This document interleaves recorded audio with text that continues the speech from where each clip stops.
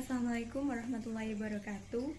Saya Istina Fadlia, NIM 210404029. Di video ini saya akan mempresentasikan hasil resum materi geometri saya yang diajukan untuk memenuhi tugas mata kuliah Matematika Geometri dengan dosen pengampu Ibu Arisona Tiandasari MPD. Baiklah, langsung saja saya akan menjelaskan mengenai materi geometri dengan 4 pokok pembahasan. Yang pertama yaitu ada pengertian geometri, yang kedua yaitu sejarah perkembangan geometri, yang ketiga yaitu konsep geometri. Di sini berisi mengenai unsur yang tidak terdefinisikan, definisi, aksioma atau postulat, kemudian ada dalil atau teorema, kemudian rumus. Yang keempat yaitu teori pembelajaran Van Hils dalam geometri. Pertama yaitu pengertian geometri. Secara harfiah, geometri berasal dari bahasa Yunani, terdiri dari 2 kata yaitu geo yang artinya bumi dan metro yang artinya mengukur. Jadi secara etimologi, geometri berarti pengukuran tentang bumi, yakni ilmu yang mempelajari persoalan mengenai ukuran, bentuk, dan kedudukan serta sifat ruang. Sedangkan secara terminologi, geometri adalah suatu ilmu di dalam sistem matematika yang mempelajari tentang bentuk, ruang, komposisi, serta sifatnya dan ukuran maupun hubungan antara satu sama lain. Selain itu, Aldrich juga mengatakan bahwa geometri merupakan salah satu cabang matematika yang mempelajari tentang titik, garis, bidang, dan benda-benda ruang, serta sifat-sifatnya, ukuran-ukurannya, dan hubungannya antara yang satu dengan yang lain. Sedangkan menurut Clemens, geometri yaitu konsep di mana dimulai dengan mengidentifikasikan bentuk dan menyelidiki bangunan sehingga bisa memisahkan gambar-gambar seperti segi empat, segitiga, dan lingkaran.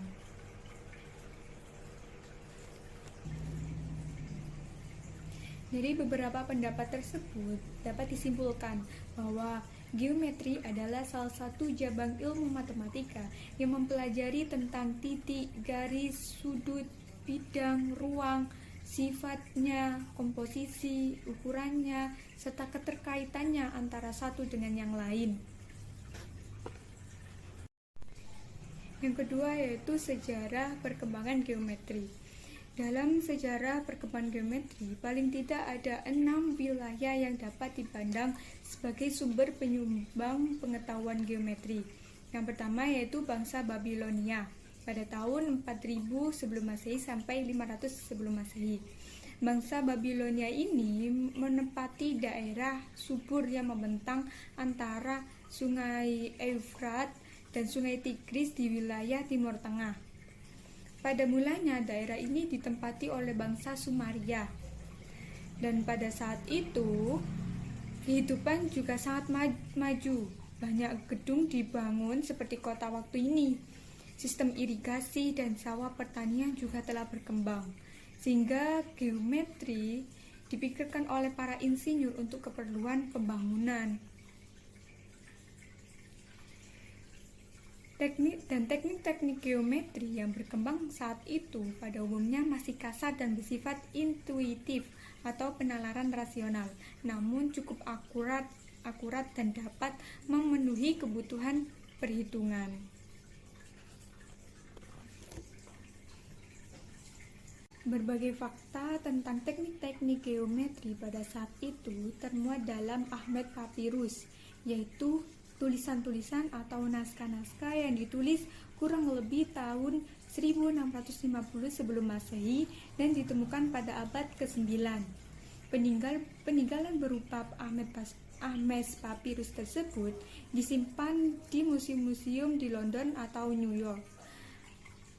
Dalam papirus ini berisi tentang perhitungan luas daerah suatu persegi panjang, segitiga siku-siku, perluasan luas daerah lingkaran, dan lain-lain. Yang kedua yaitu ada bangsa Mesir pada tahun 5000 sebelum Masehi sampai 500 sebelum Masehi. Pada Mesir kuno, geometri digunakan untuk melakukan pengukuran ulang tepi sungai Nil akibat banjir yang terus-menerus di tepi sungai. Bangsa Mesir dipaksa untuk memecahkan masalah perubahan ukuran dan batas-batas tanah sepanjang sungai. Hal ini menghasilkan penemuan sistem pembuatan batas pengukuhan panjang dan luas. Dapat disimpulkan bahwa bangsa Mesir purbakala sudah mengenal rumus-rumus untuk menghitung luas dan isi, seperti menghitung isi dari lumbung, kemudian isi dari tabung lingkaran tegak sebagai luas alas kali tinggi, dan juga sudah mengenal perbandingan ruas-ruas garis. Serta mereka juga sudah merumuskan kontangen dari sudut bidang dua antara alas piramida dengan bidang sisinya.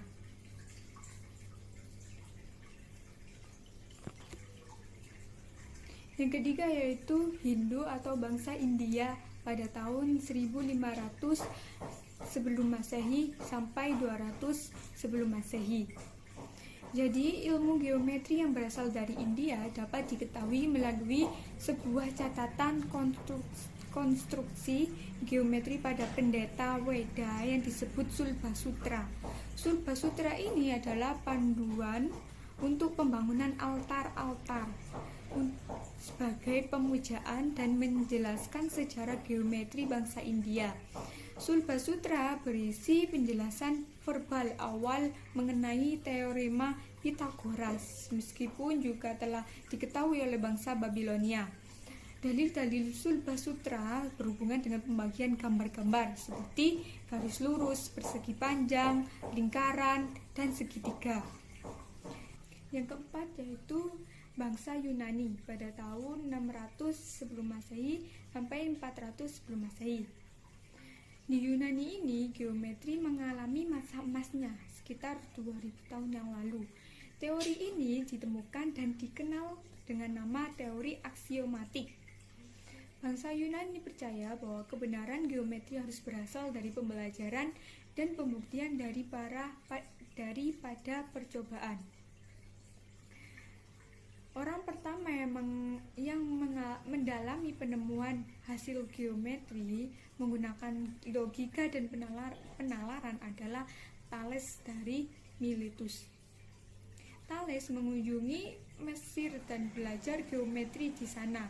Dia menggunakan perhitungan dari ahli matematika bangsa Mesir, Babilonia, dan kemudian menetapkan secara logis sesuai deduksi yang benar.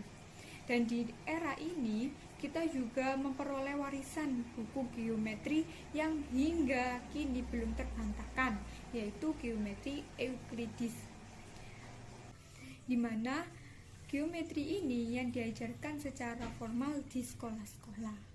Yang kelima yaitu Jazirah Arab pada tahun 600 Masehi sampai 1500 Masehi. Dalam bidang geometri, Arab tidak menemukan suatu hal yang baru, tetapi berjasa memelihara dan menerjemahkan geometri Yunani. Pada awal abad ke-11, usaha pertama membuktikan dalil kesejaran Euclid dilakukan pada Al-Haytham.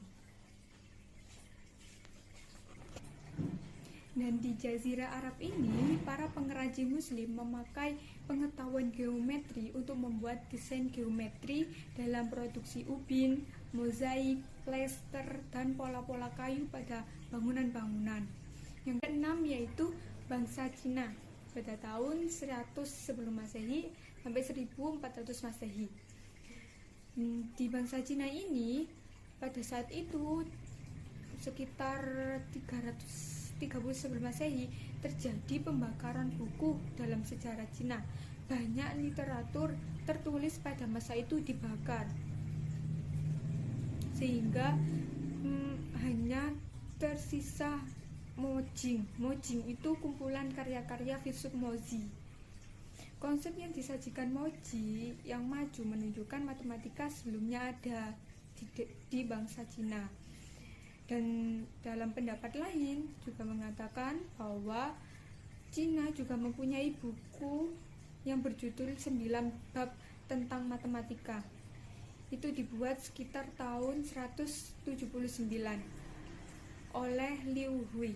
Buku ini memuat banyak masalah geometri, diantaranya menghitung luas dan volume, dan dalam buku ini juga mengupas hukum Pythagoras dan poligon.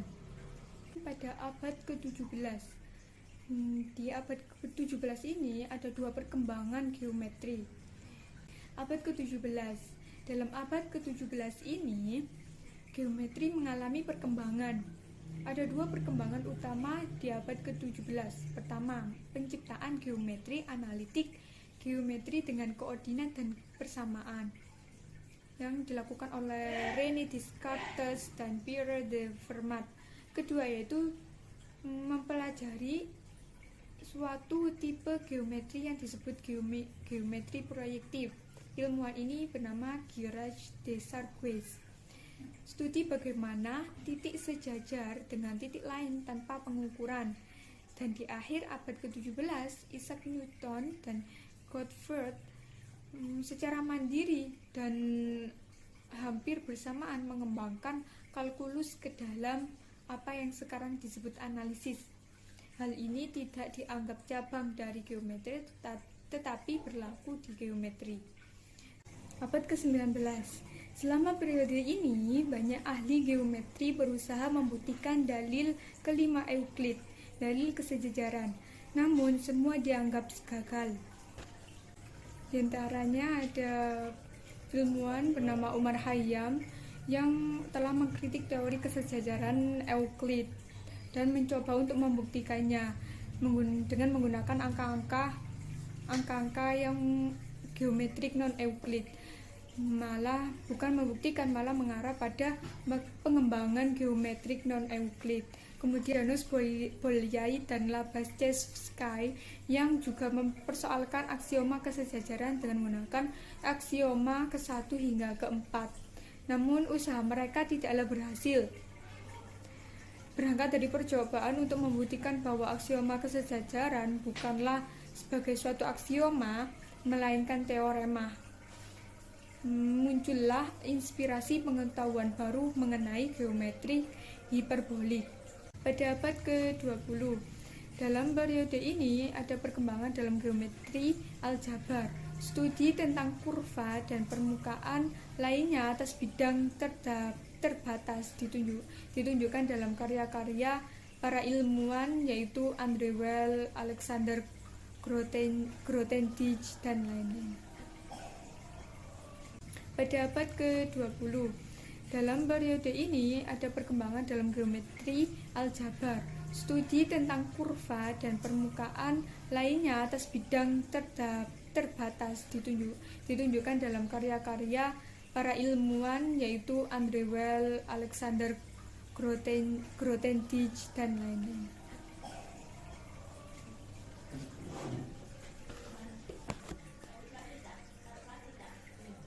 Selanjutnya yaitu ada tokoh-tokoh yang berpengaruh pada ilmu geometri. Yang pertama yaitu ada Thales. Pada mulanya geometri lahir semata-mata didasarkan oleh pengalaman, namun matematikawan satu ini yang pertama kali merasa tidak puas terhadap metode yang didasari semata-mata pada pengalaman. Masyarakat matematika sekarang menghargai Thales sebagai orang yang selalu berkata buktikan itu, dan bahkan ia selalu melakukan itu dari sekian banyak teorema-teoremanya. Di antaranya yaitu ada sudut-sudut alas dari suatu segitiga sama kaki adalah kongruen. Yang kedua yaitu sudut-sudut siku-siku adalah kongruen. Yang ketiga, sebuah sudut yang dinyatakan dalam sebuah setengah lingkaran adalah sudut siku-siku. Hasil kerja dan prinsip Thales jelas telah menandai awal dari sebuah era kemajuan matematika yang mengembangkan pembuktian deduktif sebagai alasan logis yang dapat diterima. Pembuktian deduktif diperlukan untuk menurunkan teorema dari postulat-postulat. Selanjutnya untuk disusun suatu pernyataan baru yang logis. Yang kedua yaitu ada Pythagoras. Sepeninggalan Thales muncullah Pitagoras. Para pengikutnya dikenal dengan sebutan Pitagorean. Para Pitagorean ini menggunakan metode pembuktian tidak hanya untuk mengembangkan teorema Pitagoras, tapi juga terhadap teorema-teorema jumlah sudut dalam suatu poligon, sifat-sifat dari garis-garis yang sejajar, teorema tentang jumlah-jumlah yang tidak dapat diperbandingkan. Yang ketiga yaitu Euclid. Euclid disebut bapak geometri karena menemukan teori bilangan dan geometri. Subjek-subjek yang dibentuk adalah bentuk-bentuk teorema Pitagoras, persamaan dalam aljabar, lingkaran, tangen, geometri ruang, dan lain-lain. Alat-alat yang ditemukan Euclid diantaranya yaitu mistar dan jangka. Euclid ini menulis beberapa buku yang diantaranya masih ada yang tertinggal. Salah satu bukunya yang hebat mengenai ilmu ukur yaitu bernama The Element. Dalam The Element ini, Euclid menggabungkan pekerjaan di sekolah yang telah ia ketahui dengan semua pengetahuan matematika yang ia ketahui dalam suatu perbandingan yang sistemnya hingga menjadi sebuah hasil yang menakjubkan.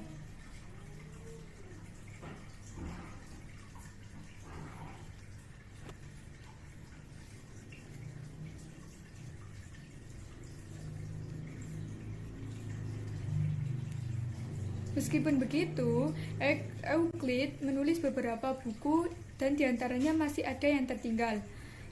Kedudukannya dalam sejarah terutama terletak pada bukunya yang hebat mengenai ilmu ukur yang bernama The Element.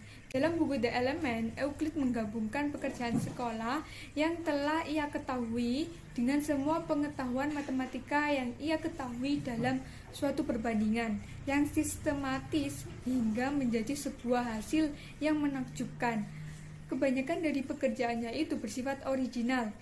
Sebagai metode deduktif, ia mendemonstrasikan sebagian besar pengetahuan yang diperlukan melalui penalaran. Oke, selanjutnya yaitu ada konsep geometri. Konsep geometri ini terdapat unsur yang tak terdefinisikan. Arti unsur yang tidak terdefinisikan yaitu konsep primitif yang mudah dipahami dan sulit dibuatkan definisinya, seperti titik, garis, dan bidang. Apabila kita paksakan untuk membuat definisi untuk unsur primitif tersebut, maka akan terjadi blunder atau kekeliruan. Misalnya, kita akan membuat definisi untuk titik. Seperti titik adalah sesuatu yang menempati tempat. Kemudian kita harus mendefinisikan lagi sesuatu yang menempati tempat itu apa. Misalnya nokta yang ada pada bidang. Kemudian kita harus mendefinisikan kembali tentang nokta. Sehingga dalam definisi terdapat definisi dan begitu seterusnya. Oleh karena itu, semua konsep yang memiliki sifat demikian dimasukkan ke dalam kategori unsur yang tidak terdefinisikan. Unsur yang tidak terdefinisikan ini yaitu ada titik. Titik secara umum adalah simbol yang mewakili suatu keadaan tertentu yang digambarkan sebagai lingkaran kecil berwarna. Gambar atau model sebuah titik biasanya diberi nama untuk sebuah titik umumnya menggunakan huruf kapital yang diletakkan dekat di titik tersebut.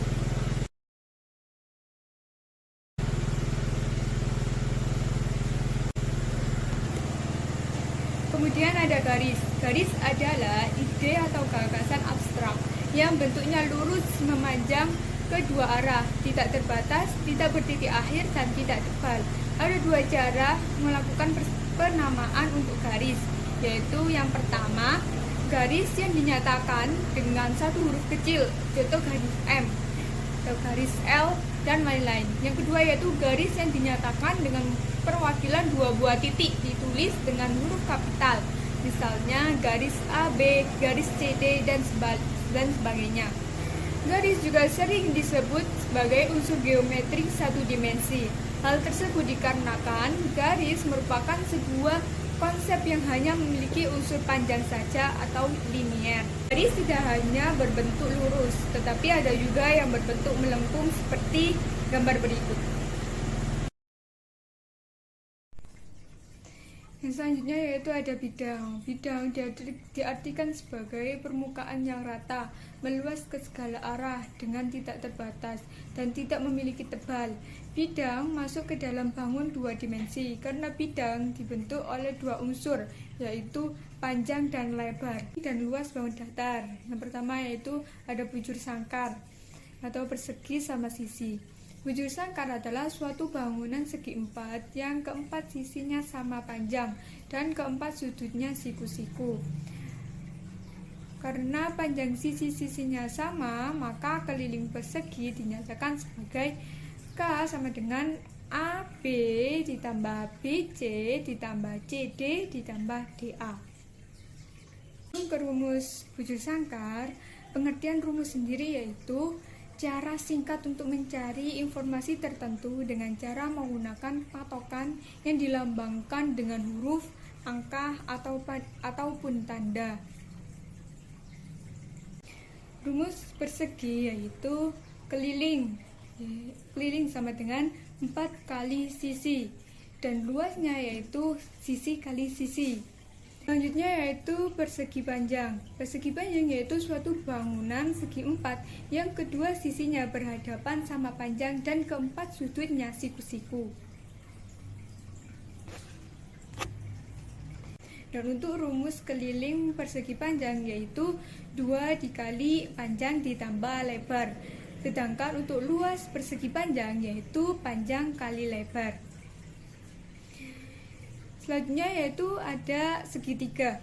Segitiga adalah suatu bangun datar yang jumlah sudutnya 180 dan dibentuk dengan cara menghubungkan 3 buah titik yang tidak segaris dalam satu bidang. Kemudian ada jajar genjang. Jajar genjang mempunyai 2 pasang sisi yang saling sejajar. Nah, rumus kelilingnya yaitu 2 dikali panjang ditambah lebar.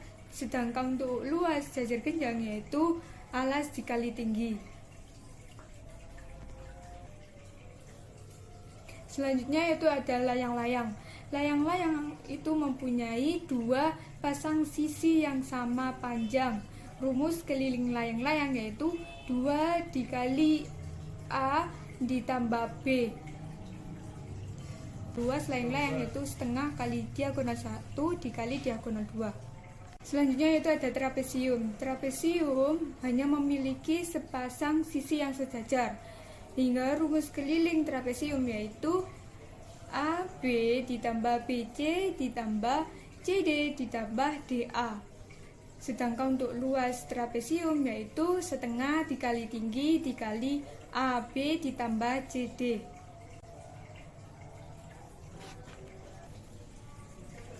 Kemudian lingkaran. Bentuk lingkaran diperoleh dengan menentukan tempat kedudukan atau himpunan semua titik-titik yang berjarak tetap terhadap sebuah titik. Jadi rumus keliling lingkaran yaitu 2 dikali Pi dikali R. Sedangkan untuk luas lingkaran yaitu Pi kali R kuadrat. Yaitu ada ruang. Ruang diartikan sebagai unsur geometri yang memiliki panjang, lebar, dan juga tinggi, yang harus mengembang tidak terbatas. Selanjutnya yaitu definisi. Unsur yang didefinisikan adalah konsep yang mempunyai definisi atau batasan, sehingga konsep tersebut menjadi jelas dan tidak mengandung pengertian ganda.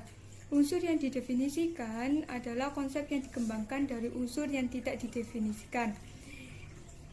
Di antaranya yaitu ada sinar garis. Sinar garis adalah bagian dari garis yang memanjang ke satu arah dengan panjang yang tidak terhingga. Sifat-sifat sinar garis yaitu yang pertama ada kumpulan titik yang memiliki ukuran panjang. Yang kedua itu memiliki satu pangkal. Yang ketiga yaitu berawal dari satu titik kemudian berlanjut selamanya menuju satu arah. Yang Kemudian yaitu ruas garis atau segmen garis. Ruas garis adalah himpunan titik yang memanjang dengan posisi lurus dan dibatasi oleh dua buah titik.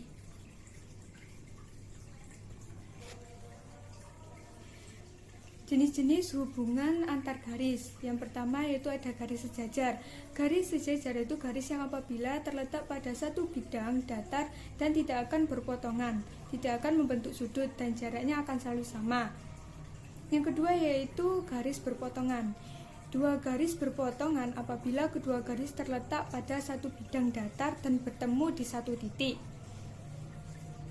Jenis-jenis garis berpotongan yaitu ada dua, ada garis berpotongan tegak lurus di mana kedua garis terletak pada satu bidang datar kemudian bertemu di satu titik dengan berpotongan tegak lurus membentuk sudut 90 derajat. Sedangkan untuk garis yang berpotongan tidak tegak lurus yaitu dua garis berpotongan pada satu bidang datar yang berpotongan tidak tegak lurus dan menghasilkan dua pasang sudut sama besar tetapi bukan 90 derajat. Yaitu ada sudut. Sudut adalah bangun yang dibentuk oleh dua sinar garis yang bertitik pangkal pada satu garis. Yaitu yang pertama ada sudut lancip. Sudut lancip ini sudut yang besarnya lebih dari 0 derajat dan kurang dari 90 derajat. Yang kedua yaitu sudut siku-siku. Sudut siku-siku adalah sudut yang besarnya 90 derajat. Di mana sudut siku-siku ini adalah hasil dari pertemuan dua garis yang saling tegak lurus. Kemudian ada sudut tumpul. Sudut tumpul adalah sudut yang besarnya lebih dari 90 derajat dan kurang dari 180 derajat. Kemudian ada sudut lurus. Sudut lurus adalah sudut yang besarnya 180 derajat. Kemudian ada sudut refleks. Sudut refleks adalah sudut yang besarnya lebih dari 180 derajat dan kurang dari 360 derajat. Dan yang terakhir yaitu ada sudut satu putaran penuh. Sudut satu putaran penuh adalah sudut yang besarnya 360 derajat. Kemudian jenis sudut juga ada yang di dalam segitiga dan juga ada yang di luar segitiga. Untuk sudut di dalam segitiga yaitu sudut yang berada di dalam bangun segitiga. Sedangkan untuk sudut luar segitiga tentunya sudut yang terbentuk oleh sisi segitiga dengan perpanjangan salah satu sisi lainnya atau di luar segitiga itu. Sudut selanjutnya yaitu ada sudut berpenyiku atau berkomplementer. Sudut berpenyiku ini yaitu dua sudut yang berjumlah 90 derajat atau dua sudut yang berimpit pada salah satu kaki sudutnya sehingga membentuk sudut siku-siku. Kemudian sudut berpelurus atau suplementer yaitu dua sudut yang berjumlah 180. Sudut juga ada yang terbentuk dari dua garis sejajar dipotong garis transversal. Di antaranya yaitu yang pertama ada sudut sehadap. Sudut sehadap adalah sudut yang menghadap ke arah yang sama. Yang besar sudutnya adalah sama. Kemudian ada sudut berseberangan. Sudut berseberangan yaitu sudut yang terbentuk secara berlawanan pada suatu garis transversal yang berada di antara dua garis sejajar. Dan sudut ini terbagi menjadi dua, yaitu ada yang di dalam dan juga di luar. Selanjutnya itu ada sudut sepihak. Sudut sepihak itu terbagi menjadi dua, yaitu ada sudut dalam sepihak dan juga ada sudut luar sepihak. Sudut dalam sepihak selanjutnya itu ada sudut sepihak. Sudut sepihak ini terbagi menjadi dua, yaitu sudut dalam sepihak dan juga sudut yang berada di luar sepihak. Sudut bertolak belakang atau berlawanan. Sudut bertolak belakang artinya sudut dengan sisi-sisi yang bertolak belakang pada sebuah titik potong dari dua buah garis dan besar kedua sudutnya bertolak belakang adalah sama. Geometri selanjutnya yaitu ada aksioma atau postulat. Aksioma merupakan suatu pendapat sebagai pedoman dasar atau dalil pemula, sehingga dari kebenarannya tidak perlu dibuktikan atau bisa juga dikatakan sebuah kebenaran yang mutlak. Geometri selanjutnya yaitu dalil atau teorema. Dalil atau teorema adalah suatu pernyataan matematika yang masih harus dibuktikan kebenarannya, dan kebenarannya dapat diturunkan dari aksioma. Kadang-kadang untuk dapat membuktikan suatu teorema tertentu itu perlu adanya suatu teorema kecil yang khusus dibutuhkan untuk dapat membuktikan teorema tersebut. Teorema kecil tersebut diantaranya yaitu ada lemma. Lemma yaitu suatu teorema yang dibutuhkan khusus untuk dapat membuktikan suatu teorema tertentu. Yang kedua yaitu ada korolari. Korolari yaitu suatu teorema yang muncul sebagai akibat dari teorema sebelumnya. Pembahasan selanjutnya yaitu teori penerapan belajar Van Hils dalam geometri. Dalam belajar pengajaran geometri, Van Hils menguraikan tahap-tahapan perkembangan mental anak dalam belajar geometri. Menurut Van Hils, ada 3 unsur utama yang perlu diperhatikan dalam pengajaran geometri, yaitu waktu, materi pengajaran, dan metode pengajaran yang diterapkan. Menurut Van Hils juga, tahapan berpikir dalam belajar geometri ada 5 tahapan. Yang pertama yaitu tahapan pengenalan. Pada tahapan ini, siswa sudah mulai belajar mengenali suatu bentuk geometri secara keseluruhan, namun belum mampu mengetahui adanya sifat-sifat dari bentuk geometri yang dilihat itu. Siswa diharapkan dapat menyebutkan benda-benda geometri tanpa mengetahui sifat-sifat dari bangun-bangun tersebut. Tahapan selanjutnya yaitu tahapan analisis. Pada tahapan ini, siswa sudah mulai mengenal dan memahami sifat-sifat yang dimiliki benda, yaitu tahapan analisis. Pada tahapan ini, siswa sudah mulai mengenal dan memahami sifat-sifat yang dimiliki benda geometri yang diamatinya.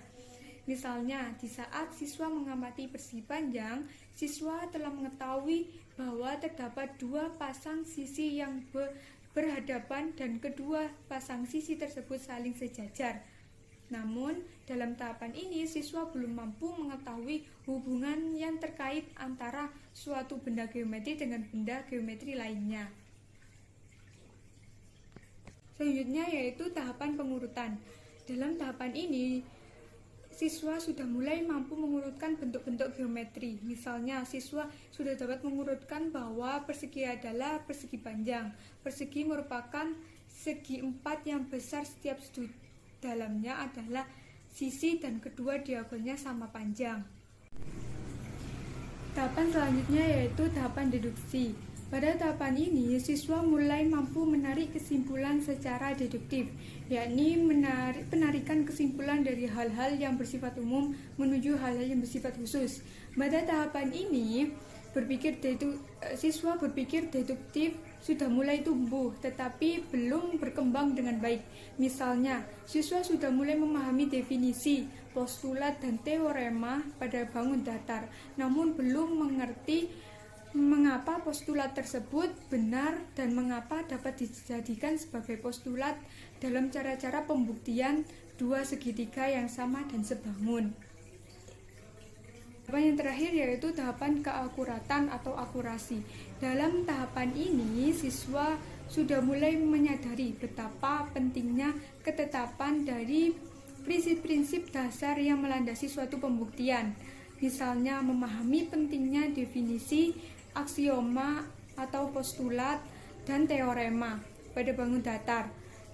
Tahap akurasi ini merupakan tahap berpikir yang tinggi, rumit, dan kompleks. Oleh karena itu, pada siswa yang duduk di bangku SD masih belum sampai pada tahapan ini. Sekian video dari saya, semoga bermanfaat. Wassalamualaikum warahmatullahi wabarakatuh.